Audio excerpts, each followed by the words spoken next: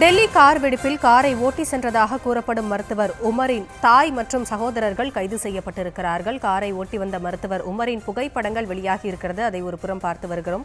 விவரங்களோடு இணைகிறார் நம்முடைய செய்தியாளர் மதி அழகன். மதி, இது குறித்தான விவரங்களை வழங்கலாம்.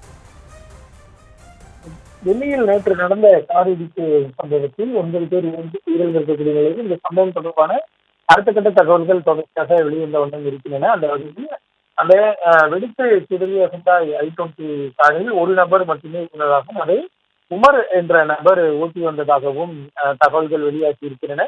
இது ஒரு தற்கொலைப்படை தாக்குதலாக இருக்கலாம் என்ற தகவல்கள் வெளியாகி இருக்கக்கூடிய நிலையில் இந்த உமர் என்ற நபர் காஷ்மீரை சேர்ந்தவர் என்று கூறப்படுகிறது.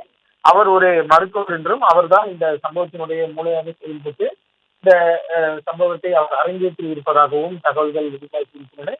இந்த நிலையில் அவரது புகைப்படத்தை டெல்லி காவல்துறையினர் வெளியிட்டிருக்கக்கூடிய நிலையில் காஷ்மீரில் இருக்கக்கூடிய அவரது தாய் மற்றும் 2 சகோதரர்களை போலீசார் கைது செய்து அவர்களிடம் உமர் குறித்து விசாரணையானது மேற்கொண்டு வருகிறார்கள்.